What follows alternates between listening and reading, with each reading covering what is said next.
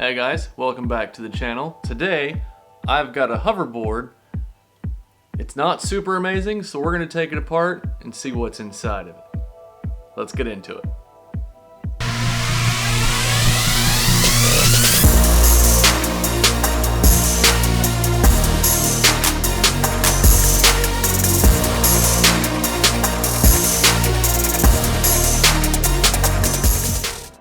Alright, so it's my understanding that not all hoverboards are created equal. This one came off of Walmart.com. It was the cheapest one they had on their Christmas sale thing.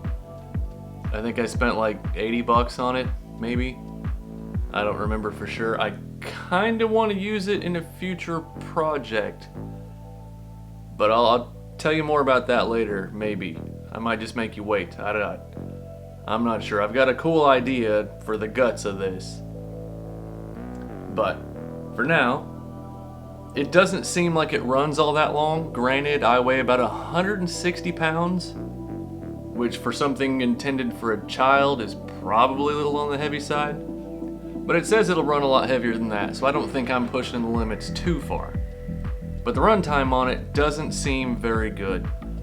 I've played with it twice now. It seems like I'm only getting 5, maybe 10 minutes max use out of it before the battery's just completely dead and it shuts itself off. So what I want to do is take it apart, look at the insides, and see if I'm going to be able to use this later on in something else, or if I just wasted 80 bucks. The first thing we're going to need to do is get a screwdriver, because this thing has an abundance of Phillips head screws all over the bottom of it. The screwdriver.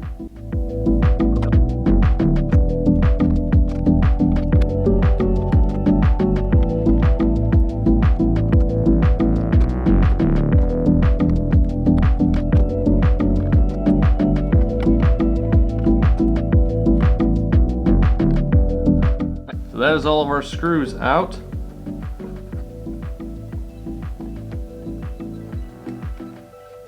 This side has some wires and cables and things attached to it. Unplug that. And then we've got a light bar. We can unplug and that removes that section.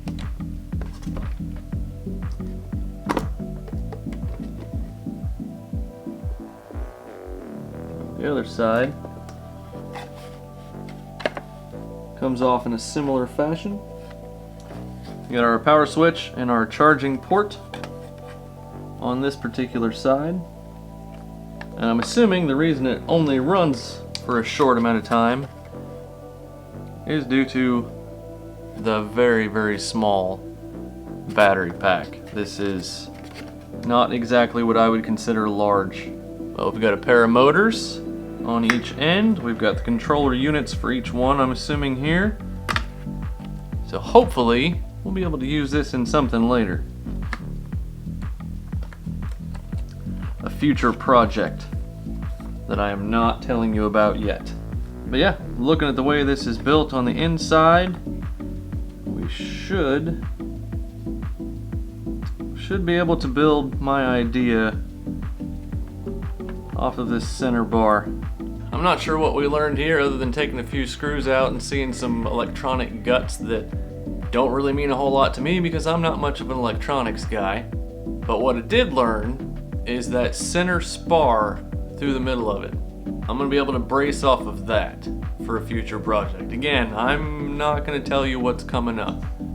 And this thing is currently charging. It's sitting here in pieces, but it's taking a charge, so that's good. And we'll see in a future video what these little bitty motors are capable of.